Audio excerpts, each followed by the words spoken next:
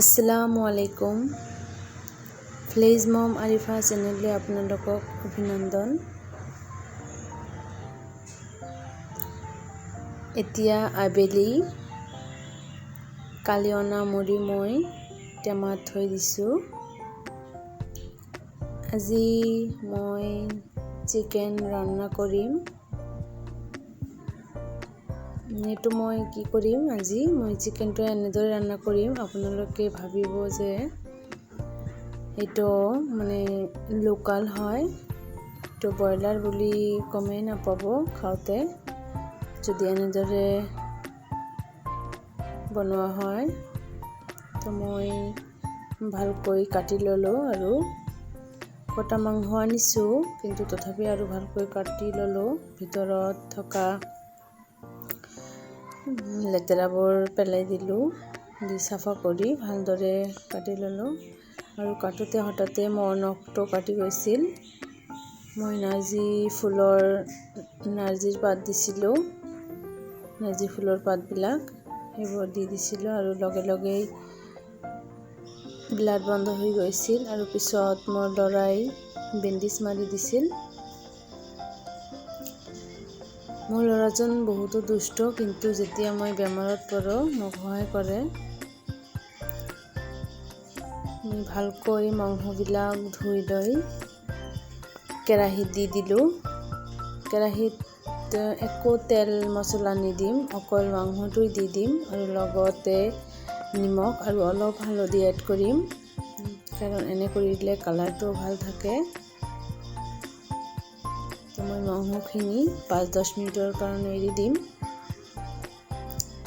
আৰু ইয়াতে মই কালি অনা বুটবিলাকো থৈ দিছিলোঁ।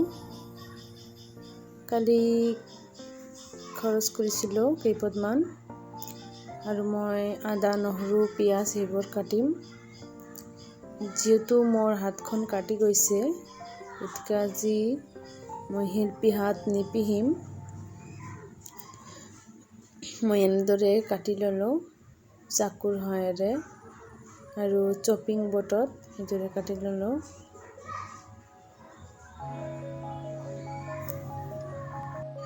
আৰু মাজে মাজে মই এনেদৰে আদাও ৰুকি লওঁ। এনেদৰে আদা ৰুকি লৈ কেতিয়াবা মই চাহৰ লগতো দিওঁ।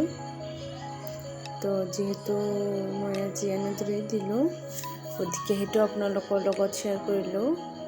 মই এলাচ কেইটামানো ফালি দিলোঁ। আজি একেবাৰে শিলপিহাত একো পিহা নাই।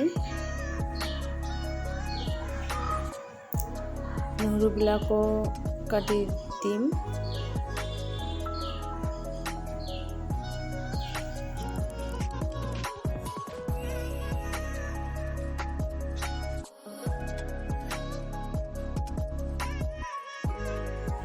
মই নহৰু কেতিয়াও এনেদৰে দিয়া নাই, কিন্তু আজি দিলোঁ।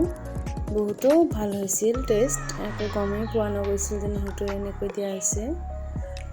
তো এতিয়া মোৰ মাংসখিনি একেবাৰে মাংসত থকা পানীখিনি শুকাই গৈছে। মই এটা বাউলত তুলি ৰাখিলোঁ, আৰু কেৰাহীটো ধোৱা নাই। সেই কেৰাহীতে মই মোৰ ৰান্নাটো কমপ্লিট কৰিলোঁ। মই পিছত ভইচটো দিছোঁ, সেইবাবে মই ক'ব পাৰোঁ। তো এতিয়া কেৰাহীত অলপমান তেল দিলোঁ, দেখি চাই অলপমান তেল, এটা কণী ভজা তেল। এই তেলতেই মই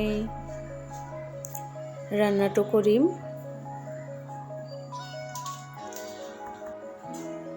ইয়াতেই মোৰ এটা অনুৰোধ থাকিল যে আপোনালোক কমপ্লিট ভিডিঅ'খন চাব, আৰু যদি মোৰ চেনেলত নতুন হৈ থাকে তেনেহ'লে ছাবস্ক্ৰাইব কৰি দিব, আৰু কমেণ্ট কৰি জনাব কেনেকুৱা হৈছে মোৰ ভিডিঅ'টো। এতিয়া পিঁয়াজখিনি অলপ ৰঙচুৱা হোৱাৰ পিছত মই নহৰুখিনিও ঢালি দিলোঁ। যিহেতু নহৰু পেষ্ট নহয়, সেইবাবে অলপ আগতেই দি দিলোঁ।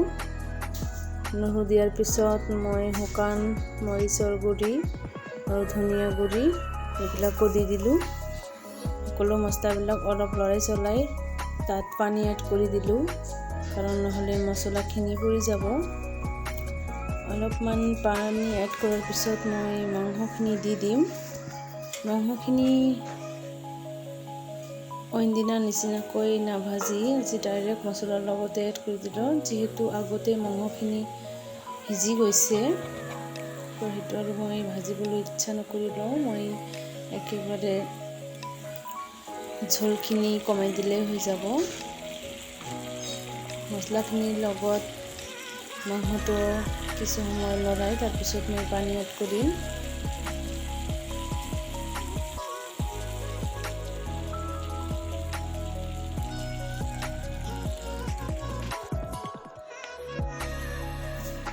এতিয়া পানীখিনি শুকাই গৈছে আৰু মই পিছত আৰু পানী দি দিলোঁ একেবাৰে মাংসটো ভালকৈ সিজোৱাৰ বাবে। এতিয়া পানীখিনি যেতিয়া শুকাই যাব তেতিয়া মই মাংসখিনি নমাই থ'ম। আপোনালোকৰ নিজৰ পচন্দ অনুসৰি সেইটো পানী নাইবা ঝোল কম বেছি কৰিব পাৰে। মোৰ হাজবেণ্ড একেবাৰে শুকান ভাল পায়, মই সেইকাৰণে শুকানে ৰাখিলোঁ। আজি দেখিছা একদম ফ্ৰাই।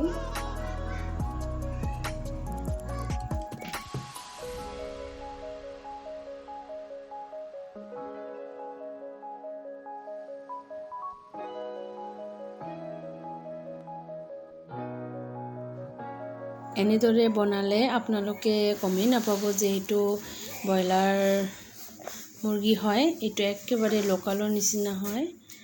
তো এবাৰ খাই পেলাই আপোনালোক মোক কমেণ্ট কৰিবাচোন কেনেকুৱা হৈছে। মোৰ হাজবেণ্ডটো মোক বহুত তাৰিফ কৰিছে, সেইকাৰণে মই ক'ব পাৰিলোঁ। তো আজিলৈ ভিডিঅ'টো ইমানতে সামৰি মাৰিলোঁ। দেখা হ'ব অইন এটা ভিডিঅ'লৈ। আল্লাহ হাফিজ।